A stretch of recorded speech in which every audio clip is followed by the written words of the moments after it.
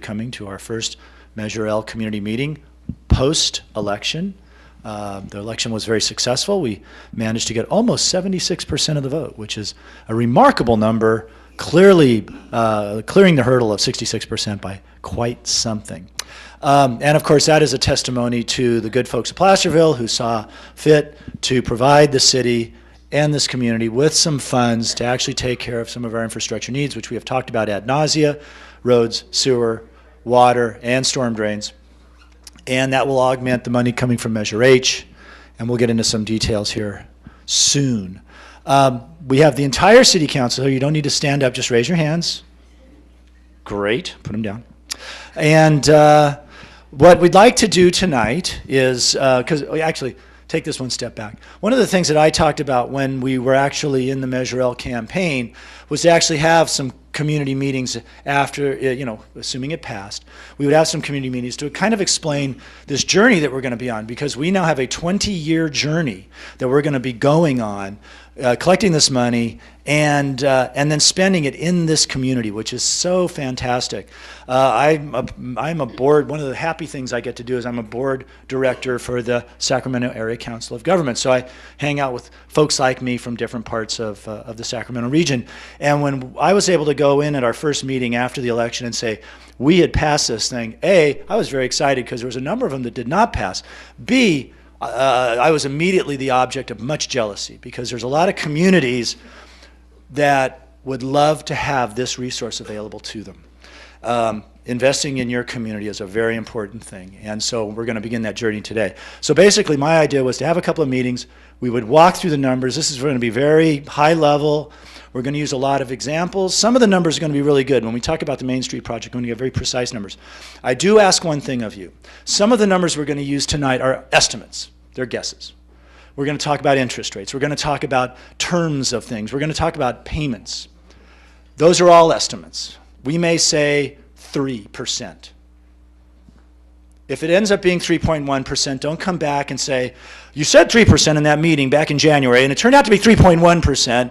What are you hiding? Okay, we're not hiding anyway. These are all just to illustrate some of the possibilities as we move forward, and staff, once again, will take care of that. So I think that's it for me. Oh, and of course, ask questions. What I like to do, there's going to be three people talking.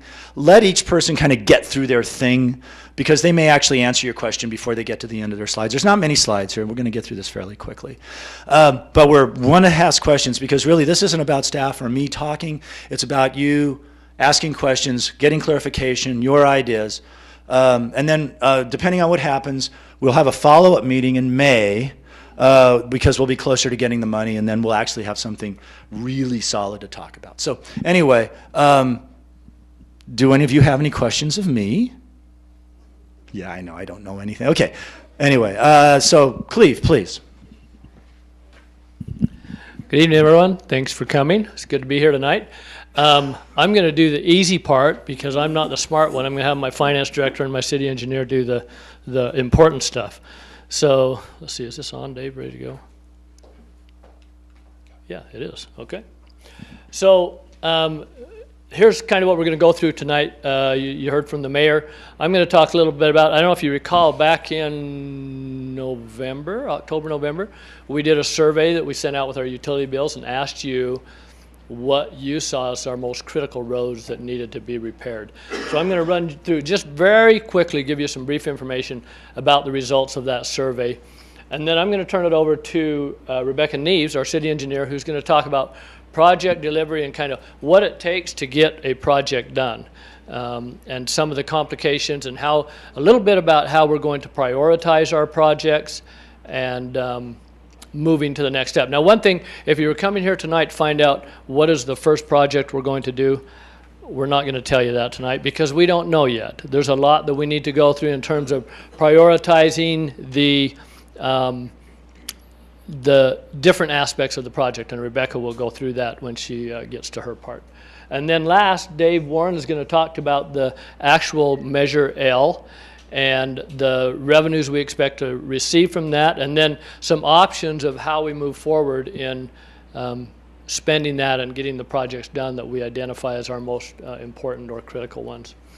So moving on, this is the survey that you received, and it went out in our utility bills, plus I believe we had it online. You could fill it out online also and submit your what you thought our worst roads were that needed to be repaired. And you can see you had a choice to go through or submit 5 different roads, and there's a little explanation why you thought that was the most important.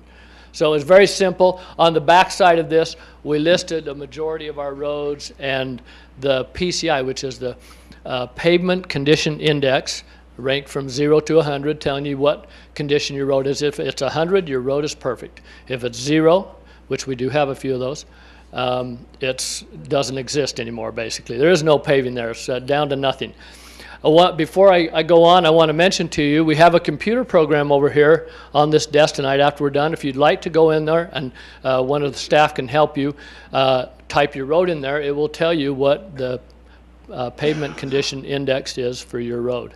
Now I want to let you know that those are done on an average for the road. And some of the roads have up to maybe 5, 6, or 7 different sections where one section may be worse than the other one. So if you look at that and say, oh, there's no way that road's in that condition, well, it may be that's better in one area than another. And I can break it down by area for you if you want to get into that detail on it and tell you where it is, in, the condition in different areas. So the survey came back. We had 303 responses, and as you know, they could vote for up to 5. Not all of them voted for 5. So it created a total of 852 votes. And the results of those 852 votes, Spring Street came in first place with 112 votes. Placerville Drive had 92, Canal Street 83, Broadway 77, and Mosquito Road 67. And all of those, like I say, they gave different reasons for why they felt those were the worst roads. Some of them, who knows? Some of them they talked about, well, it's a main transportation link or it's a main road to the high school. Different things like that were their reasons why they felt that was the most important, besides the fact that it had was in poor condition or not good condition. So what I wanted to do also is provide you this graph, and I don't know if you, probably in the back, you can't see all of that. This is the top 15 and how they were rated. And just quickly, those first 5 I named. After that, let's see, we had Spring, Placerville Drive, Canal Street, Broadway, Mosquito, Bedford, Pacific Street, Airport Road, Clark Street, Smith Flat Road, Coloma Street, Washington Street, Forney, Thompson Way, and B Street. And if you were close enough to see, or if you can see, the yellow on here shows the pavement condition index for each one of these. For example, Spring Street is a 33 out of 100, which puts it in the failed condition. And I don't think we categorize failed as under 50, correct, Rebecca? And so if you look at this, there's one on there. Broadway is actually a 53, but that's one of those that does have different sections. Forney Road shows as a 71, but it also has different sections that have been paid more recently. So there's certain sections of it that are probably below in the failed category.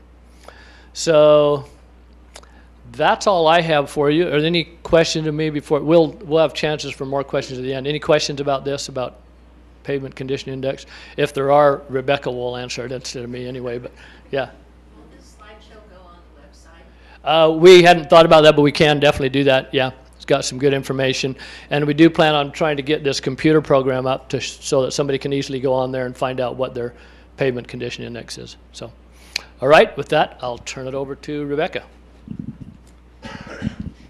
Thanks. Need another hand. Yeah, really? Yeah. Thank you. Thank you, Cleve. Good evening. Just kind of wanted to cover an example project delivery process since it's the most recent and fresh in our minds and we all experienced it together. We figured we would use Main Street as our example. The total cost for Main Street for water main replacement, water main rehabilitation, and the repavement was $2.649472. And we broke it up into various phases. And the reason why we did that was, one, to minimize impacts to the public, but also to address the underground items first. Those are always the most critical to address. No point in getting in the pavement if the underground isn't in good working order. Just kind of covering our water system improvements that were done, we spent about a little over 1.2 million to replace the water main, which consisted of about 1,900 linear feet of water pipe. And the reason why this is important is we want there to be a clarity produced that the cost of these things, the cost of these improvements. You know, everybody kind of has an idea how much tires cost and everything else. Well, this is what public improvements cost, and it's going up, unfortunately. But, you know, with the economy, as the economy comes up, so does the cost of everything. But one important thing to recognize is that our water system improvements and our sewer system improvements were funded with Measure L, so that is a perfect example of our city sales, excuse me. Not yet, yes. Measure H, because that is a good example of our sales tax measure working for us as a community.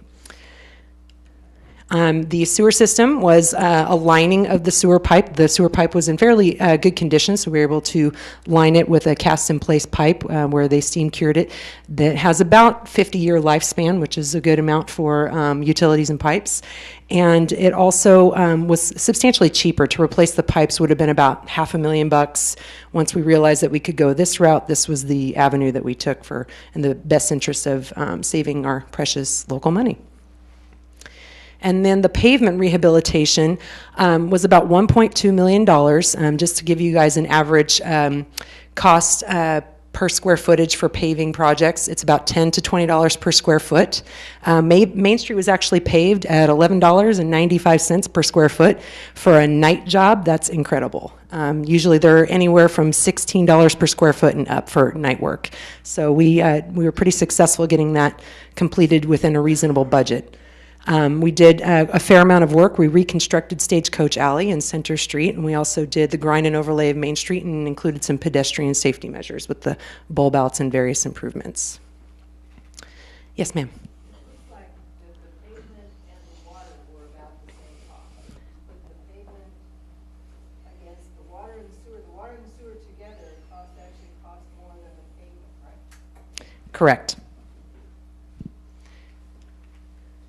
And how do we come up with these projects? You know, we have this incredibly growing laundry list of improvement projects that I won't bore you to death about, but how do we come up with how we're going to deliver these projects? What is the competing interests? Well, first and foremost, the number one priority is always public health and safety, always. The second is being able to, it's actually tied with making the best use of our money too, is leveraging our local dollars. And what that means is utilizing our precious local dollars that we have through H currently and future L to apply for grant funding or any other kinds of funding mechanisms that allow us to get these jobs done sooner. For example, our Pardee water line replacement project that's up Highway 49, 35% of it is funded through Measure H, and the rest of it is funded through a state Prop 84 grant. And the other is avoiding liability claims, fines, anything that could possibly get us in trouble with the state or any kind of avoiding damage and of the like. And then we also look heavily into what items of the infrastructure actually need to be replaced, what's maintainable, what is able to be fixed now as opposed to having to be outright replaced, what can be repaired or reconciled now. And then strategic delivery. We don't want the whole city to be under construction at the exact same time. So we do try to focus in these areas when we work on an area, much like we did as the example with Main Street. We try to get everything done, get in there, get out, and then stay out of everybody's way in that area for a while. And then also ongoing maintenance is something that we need to address as well. You know, we just finished Main Street last year, so in about 4.5 years we'll have to do a slurry seal on it and a couple of the little touch-ups of maintenance items, but that is, you know, it's like with your car, oil changes, tires, all standard maintenance items for infrastructure. And then also understanding paving and roadway, you know, Cleve spoke a little bit about the PCI, the Pavement Condition Index, and how it impacts us. It also, we have to weigh the amount of traffic that is on each of the rated roads, and also what kind of risk associated with vehicles or any kind of emergency access of the like. These are all the things that we kind of weigh in with that too, but that also couples with the public health and safety. So we do all this, and we try to do it as best we can, but we do have limited resources within the city, but we're all very dedicated, and we all work and function as a team, so we're happy to move them forward. One thing I did want to mention too is, as we go through these projects, there is a certain level of flexibility that we do have to keep in mind. And where that's coming from is, every day the good folks in Public Works, they're out there fixing a sewer main that broke or fixing a water main that broke, and then I get reports back of, hey, this is in really bad condition, this is something that we need to address. So there is a certain amount of flexibility that we do have to consider, because some projects may elevate to the top if they are founded on public health and safety concerns. And with that, I will pass it over to Mr. Warren. Thank you, Rebecca. Good evening, everyone. We just talked about the priorities of these projects as well as considerations, and now we need to talk about how we're going to pay for them. So the first thing is sales tax, which is one of my favorite things to talk about, money, and Measure H. I know this is a Measure L workshop, but Measure H is an integral part of our capital improvement program. It was approved by voters in 2010 as a review. It is a 0.25% sales tax, and it does have a 30-year sunset, which will be on March 31st, 2041. It is restricted to reducing wastewater and water rates and paying for wastewater and water debt and replacement of infrastructure. This fiscal year, we project Measure H generating about $974,000. Currently, residents are receiving a sewer charge discount, those that are connected to the city sewer. And that cost is about $496,000, or about $500,000. The remaining balance of that, $477,000, is being used for capital replacement. There's a lift station project that $477,000 was appropriated for to improve those lift stations. Measure L, again, thank you to the voters for approving Measure L. Just as a recap, it is a 0.5% sales tax. It was approved last November, and it becomes effective this April. There'll be a letter coming out from the Board of Equalization informing merchants about that here soon, and we'll also be sending out a letter in the utility bills regarding that. It does have a 20-year sunset, which occurs on March 31st, 2037. It is restricted, as Cleve and Rebecca had mentioned earlier, restricted to repairing, maintaining, and replacing existing streets, storm drains, water, and sewer facilities. And we do forecast next fiscal year this sales tax generating just under $2 million. Just to kind of recap, those of you who don't own a business and collect sales tax, the sales tax is collected by the Board of Equalization at the state. The receipts are received in arrears, meaning after the sales they occur, approximately 90 days. So the first advance that we'll receive for Measure L will be received in June 2017, and we'll receive monthly advances after that. There is a true-up or reconciliation of those funds 90 days afterwards. So we'll receive the true-up or reconciliation of our Measure L sales tax in September of this year. Now looking at funding capital projects, we mentioned about $500,000 from Measure H for water and sewer lines and lift stations, those kind of things, and about $2 million from Measure L. So annually we have about $2.4 million for capital projects. In the next several months, we'll be doing a multi-year cash flow to determine how much money we anticipate receiving. Sales tax does fluctuate with the economy, and we need to take in consideration recessions, major growth, new retailers coming in, so on and so forth. And so we'll be doing that. In funding projects, there's really two ways to do that. One is pay-as-you-go or pay in cash. And that's perfect for smaller projects or projects that provide a short-term benefit. For long-term benefit projects, and we'll talk more about that, financing is another option.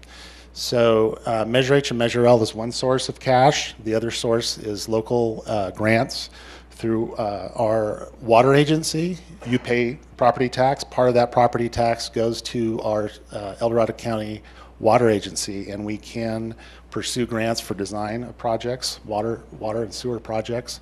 We also are eligible for federal and state grants in some cases. We are pursuing a Prop 1 grant for several $1,000,000 that we're hoping we're going to be successful with soon. And federal grants, as far as streets and roads, primarily, you have your CMAQ funds, your RSTP, things that we talk about pretty regularly. So just as a concept, when we talk about how do we finance our projects or how do we pay for our projects, generally $1 today is worth more than $1 tomorrow because of inflation. And this graph kind of illustrates this. So, and I know this is kind of hard to see, but the gold bars are sales tax growth. And you can see that we had growth up until 06, 07, and then a dip because of the Great Recession, and then it rose back up again. The brown bars is the Engineers News Record Construction Cost Index, which is a national index. It's not just for Placerville or California, but it's a way of kind of gauging those costs. And then the black is our weighted average local agency investment fund, which is the fund that we invest primarily with our excess cash or reserves. So as you can see at the very end, so you have 11 years of growth. You also in the end have the average growth, and you can see that the Engineers News Record Index far exceeds the growth in revenue on average. And just to give you a feel, the add-on sales tax growth was 0.96% over that 11-year period. The LAIF weighted average was 1.44%, and the Engineer News Record Construction Cost Index was 2.99. What we're saying here is inflation is almost double the growth of our growth in revenue, so that's always going to be a challenge. So when we look at our capital projects, we need to consider that.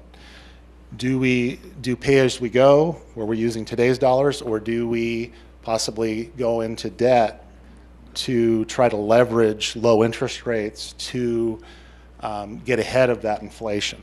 And we'll talk more about that. So financing, again, larger projects, potentially. I'm not big on debt. I don't like issuing debt unless we need to, as your finance director. But at times it does make sense.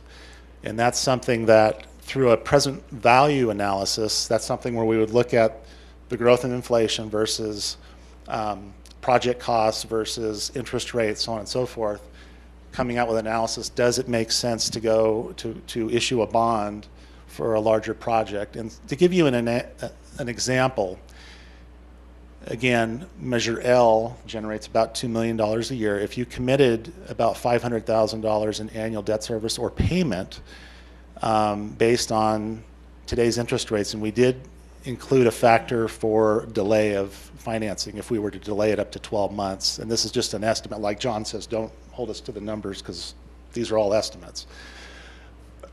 But based on a $500,000 debt service for 20 years, it would generate about $5.9 million in proceeds, which means Rebecca mentioned the Main Street project being about $2.6 million. So that's about 2.25 projects like Main Street that you could finance this way.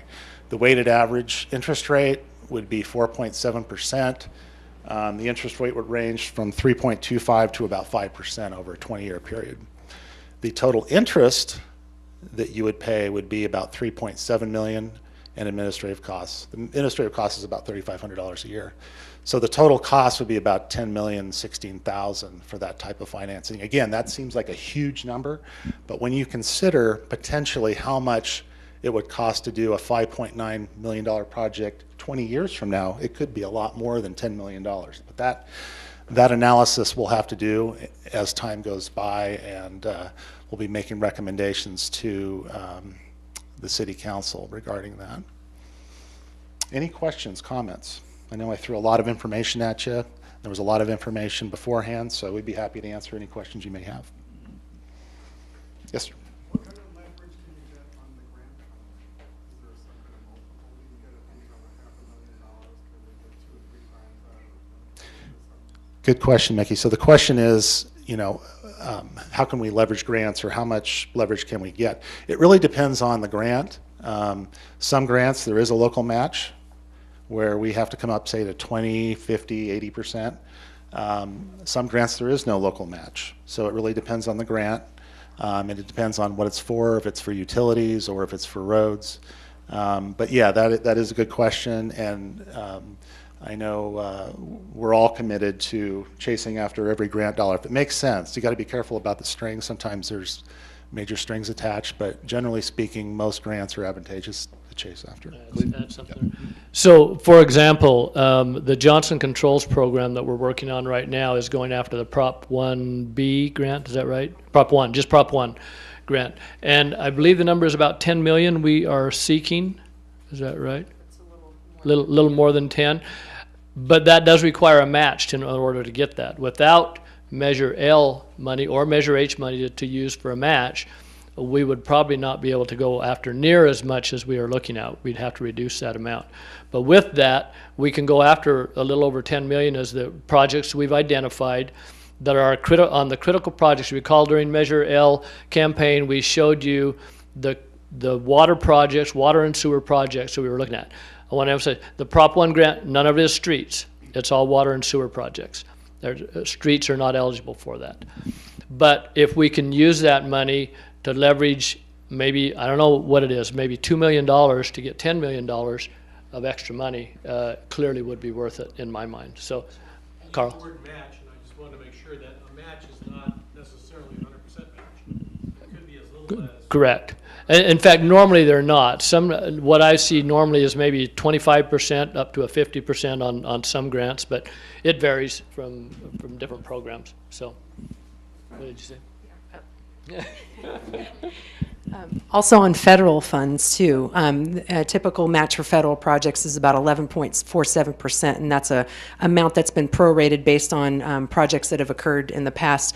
Also, when you apply for federal grant funding, for example, either through CMAQ or the Active Transportation Program, the more match that you're able to provide, the more competitive your application is too. Sue?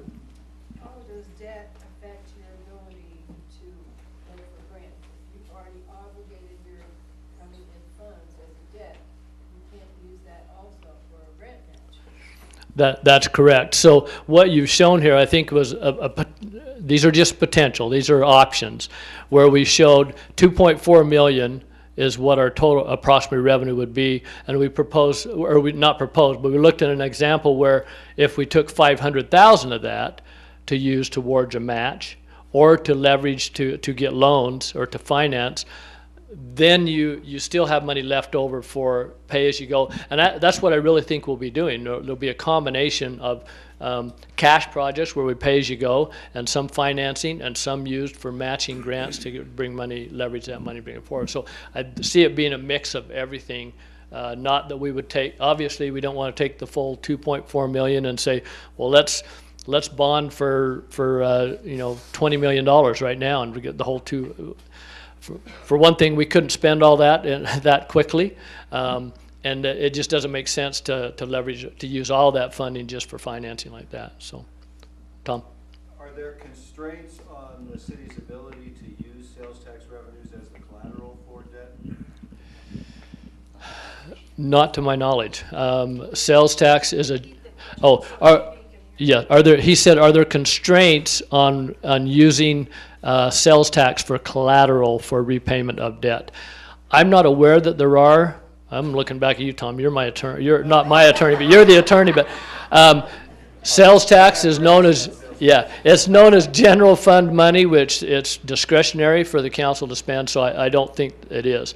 Now, there may be some programs that don't allow it, but there are a number of programs out there that you can get not only the grants, but a number of other programs where rather than using the example kind of that we looked here is bonding, there's also programs, I was looking at a couple of them today, where you can get financed through bigger companies that you save on the cost of issuance. Plus, for water and sewer projects, there's the State Water Resources Control Board that has revolving loan funds, that are generally much more competitive in terms of interest than going with the bond. So there are options out there. Now, we'll say for street money, that's more limited in getting loans for that. So that's the area where you may end up looking at a bond because there's just not loan programs as much out there for money for streets. Cleve, not to quibble, but the revenues are not general fund revenues, they are special taxes. Excuse me, thank you, yes.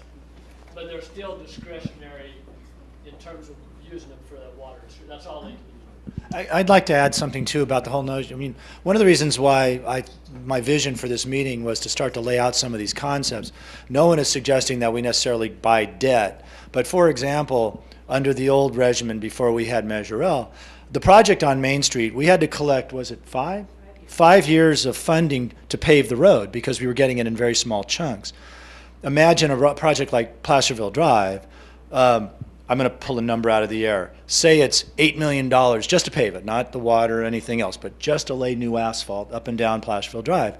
Well, you would be talking about, as a pay-as-you-go thing, without stopping all the other things you want to do, you'd be talking 4 years at $2 million a year.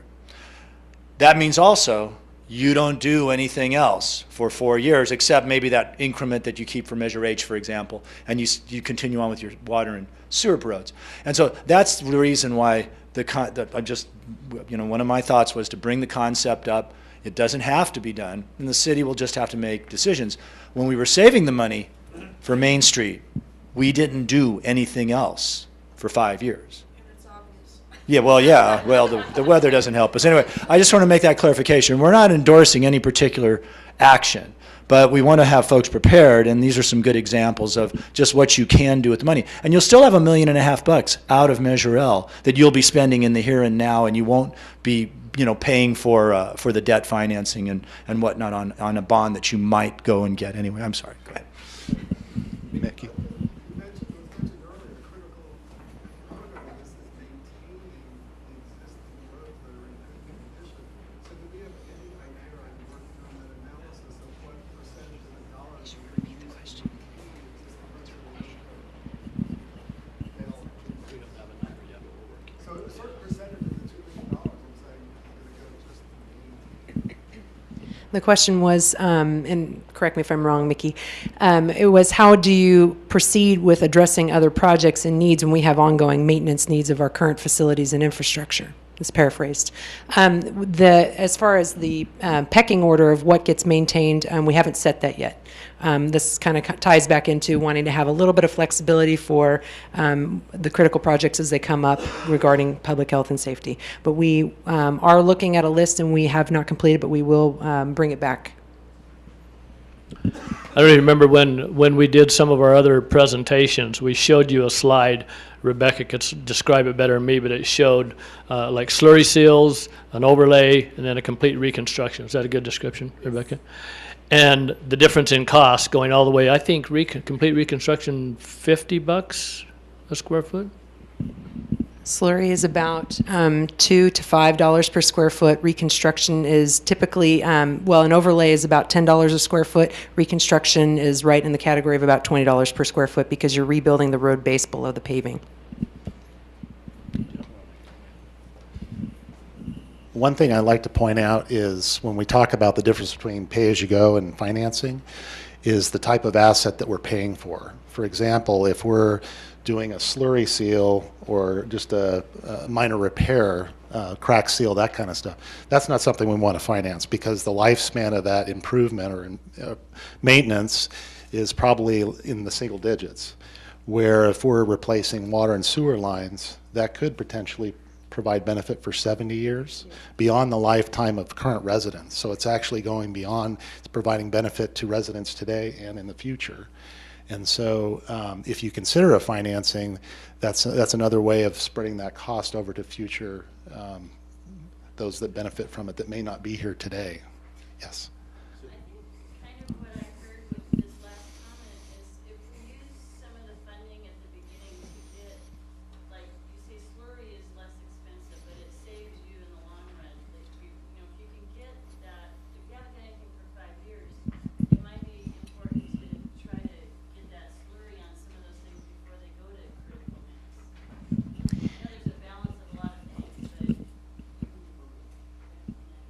Thank you for your question, and just to make sure I can paraphrase it correctly, what consideration do we have towards maintaining or doing slurry improvements on roads that are still within a savable PCI?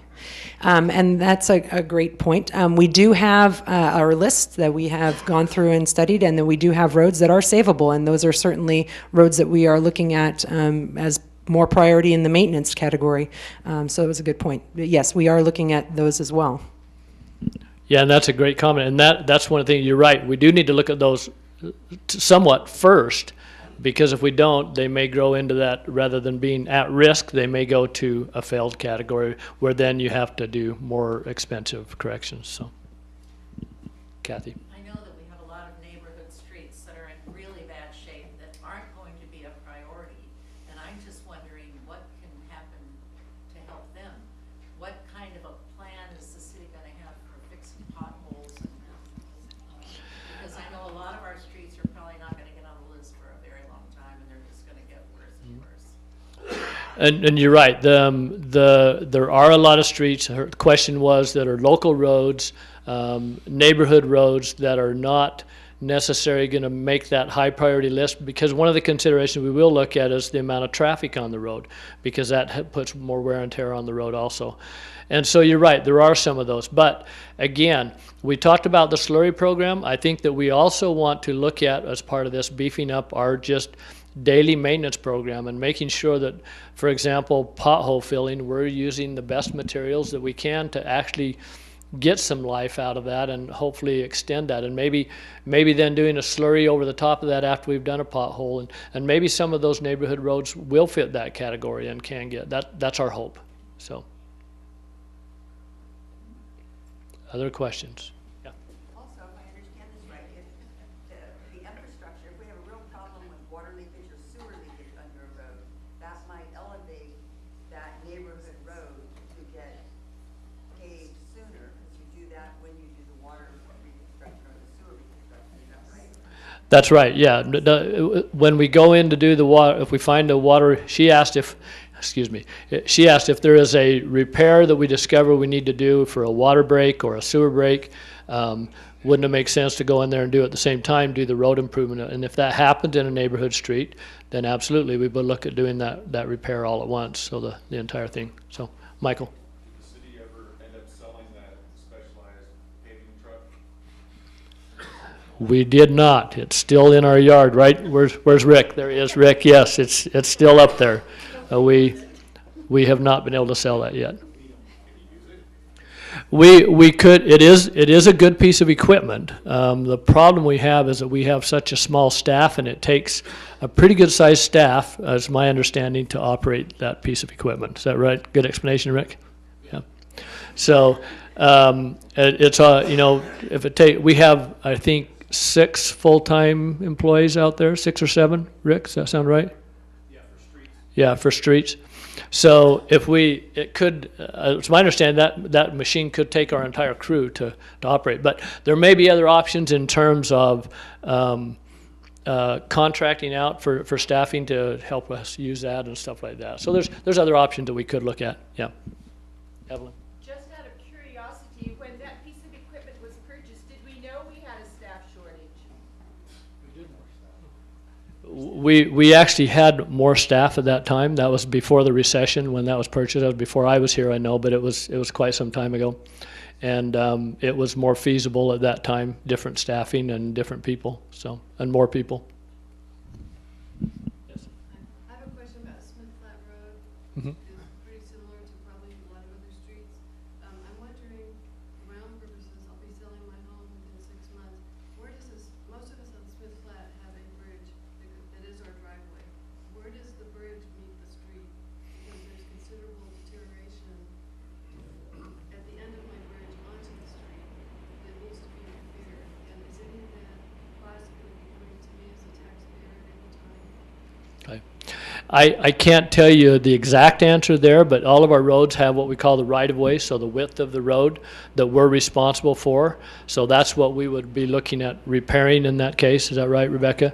And anything between that and your bridge would be the homeowner's responsibility. If you would like to come into our City Hall, third floor engineering department, they can probably tell you what that right-of-way is and what the width of that road is at that location. So, other questions? Mickey? Finally set up the priorities of what you're going to do. How are you going to disseminate that information to everyone? I mean, citywide, or I know the committee, with the city staff. Right. Is there going to be some kind of announcement? Well, yeah, Mickey wants to know when we finally make the decision of what our projects are going to be coming up, how will we disseminate that information. I'm pulling out my phone. I'm not sending a text. I wanted to look at a date. May 30th is our next fifth Tuesday when we do not have a city council meeting, and we plan on holding another Measure L meeting just like we were having tonight. But we hope at that point to be able to break out our capital improvement plan for at least 5 years. And my goal is to try and have eventually one set up for 20 years. Now, 20 years is a long time. There will be some flexibility built into that because things change, as you know, on at least an annual basis when changes have to be made. But our goal is at that May 30th meeting to be able to roll out a plan of how we intend to put this money into projects. Dennis? Is the Measure H, Measure L committee purpose to approve the projects that the city presents, or is its purpose to validate that they're being used for the appropriate use according to how the laws work, or how that was passed? And do they have as an oversight, do they have a yes, no, or do they just have, yes, it meets the requirements, so we agree? Both. Does that work? Both. Now remember, Measure H/L committee, which will be formally approved next Tuesday night at our council meeting, and then we are recruiting for those positions right now. So if you want to be on that board, come down to City Hall, or on that committee, excuse me, come down to City Hall and get an application, and you can turn that in to be considered. So remember, they are just advisory to the city council, but in the years since I've been here that we've had Measure H, the council has listened to them and has followed their direction in terms of what projects, expenditures, et cetera. So their job is to make sure it's being spent in accordance with the ordinance that adopted it, and to review and recommend those projects that we do.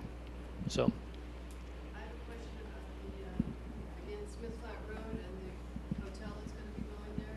And I agree wholeheartedly with the person that put in a letter to the editor that information regarding EIR has not been submitted to most, if not all of the residents on our street as to what the impact is going to be. Is that forthcoming, or has that been overlooked? My answer to that would be neither one. There was an a mitigated negative declaration, which was the environmental study, which was done for the project prior to that one, and we went off of that, and the Planning Commission approved that at their meeting a few weeks ago. So. Is that going to the city, or is that done? I can't hear you. Is that going to the council, or is that done? That's done. It does not require to go to the council in the form that was in. So. Marion and then Evelyn. Yeah. Going back to the issue of neighborhood streets, the super severe condition that a lot of them are in, is there a way to, since there's going to be an infusion of new funds for real reconstruction of major streets, can that liberate some maintenance money that hasn't been categorized for those purposes in the past to do a higher degree of maintenance for the neighborhood streets?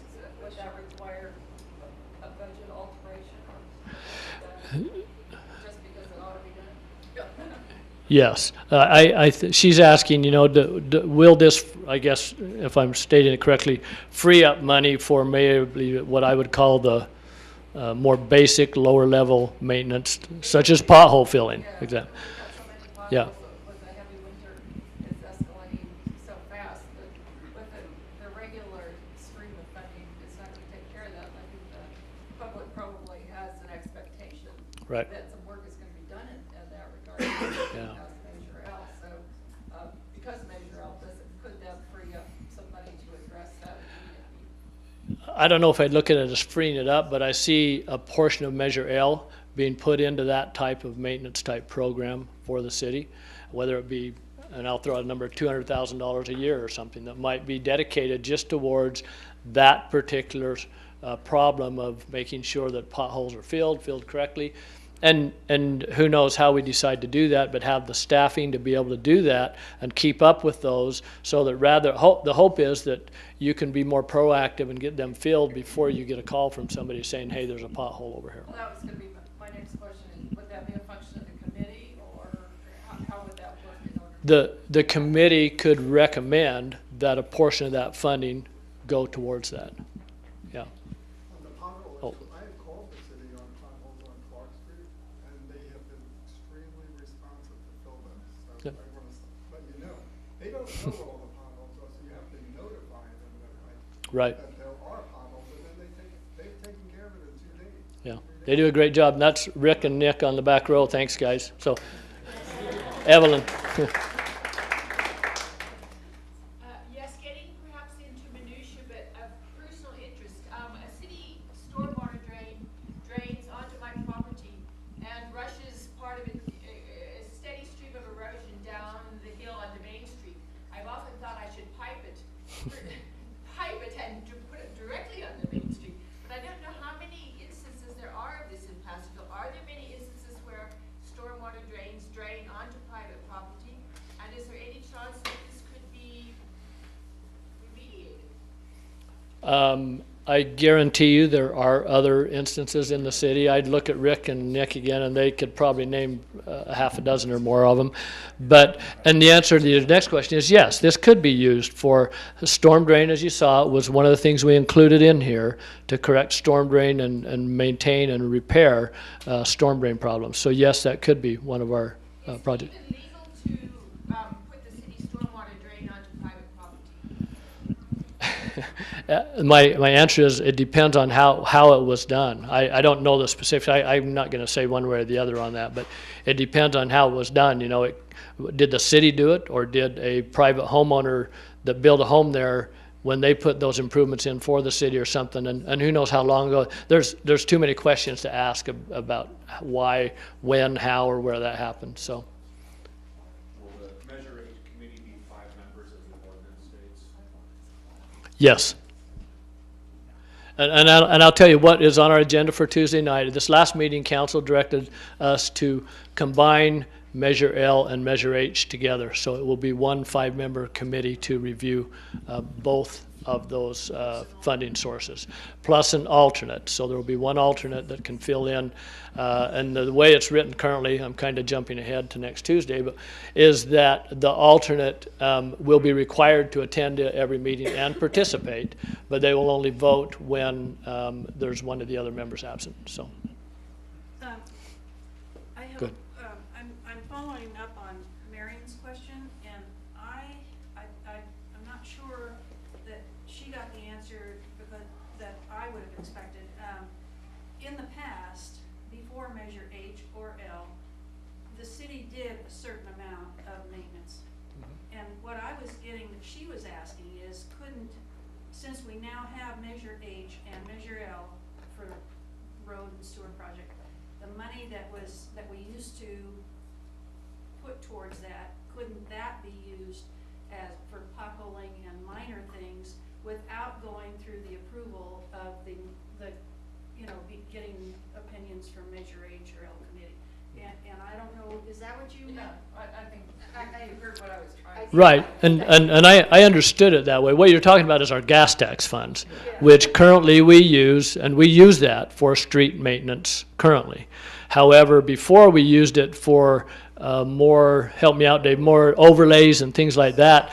Now we're down to where we're using that just for that basic pothole maintenance and et cetera, things like that.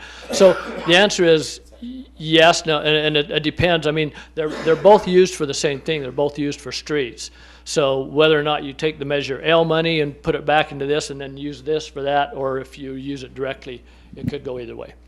I have a follow-up question as well, kind of concerning the small picture, but what does streets actually entail? The reason why I asked the question is there are sidewalks that are contiguous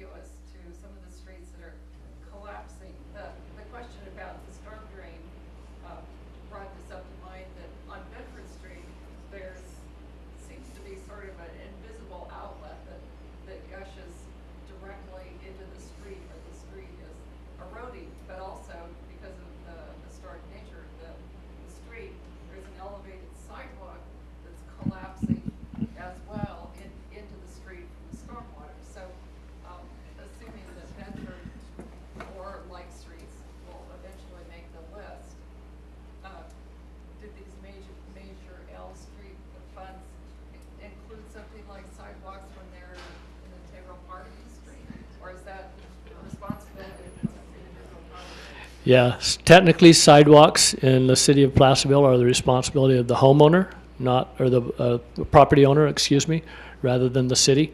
Now, there are some that we have done on occasion due to safety hazards and stuff and like that, but so there may be times when that would be considered, but generally no, yeah.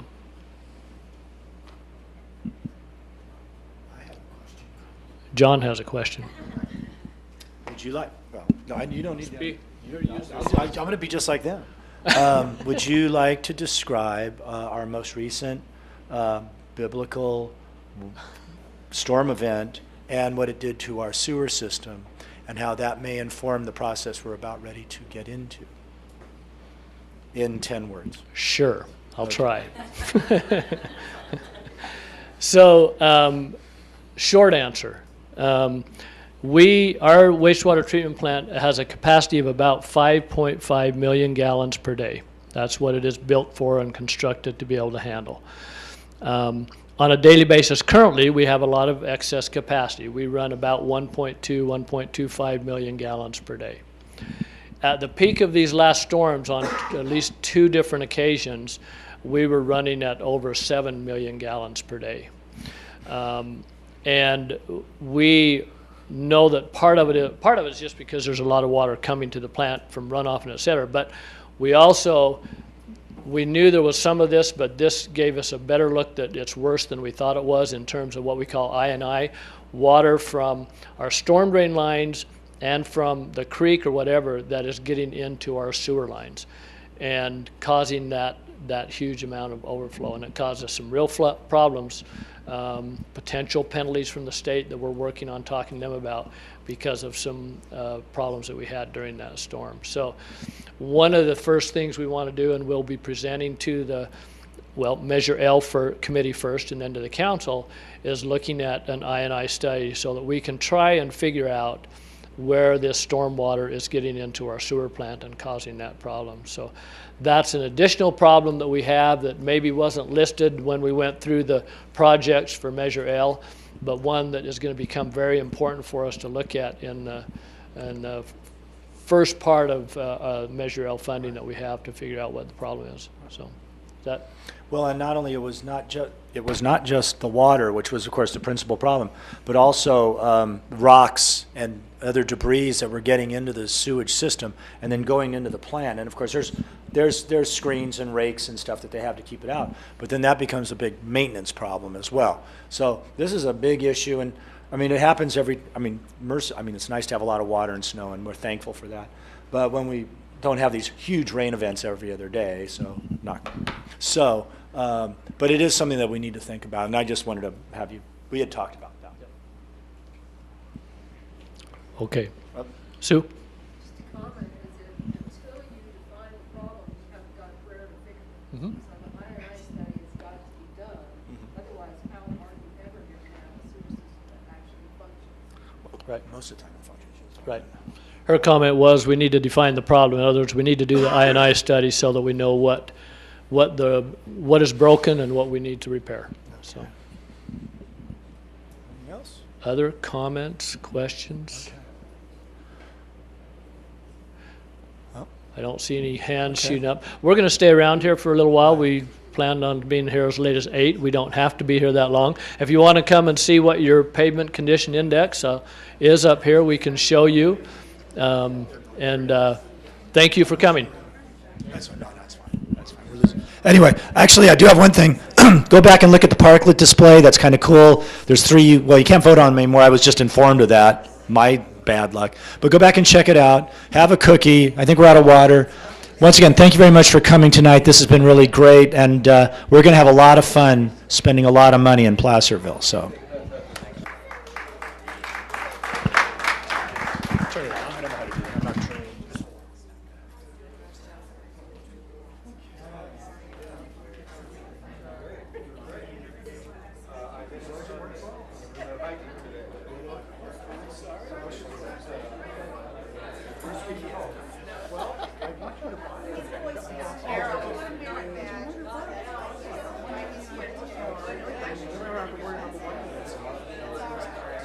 Not a bad idea.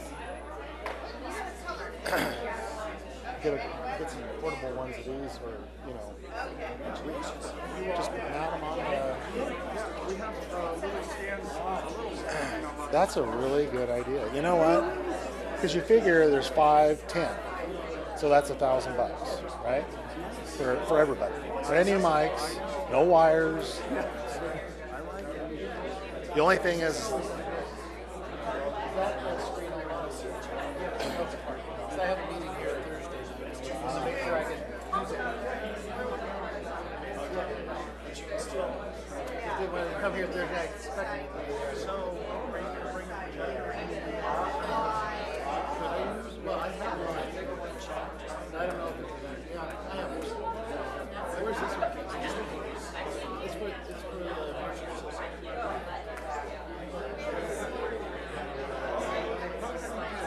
Yeah, I have one, so I'll just go ahead and use one. Yep. Plug in there, use it there. That's small. I mean, they can hear you talk. Yeah. I haven't done it here before, so you're not recording. No. All right. So you want to broadcast it? I really do. It's not going to be pretty, so we'll see how it goes.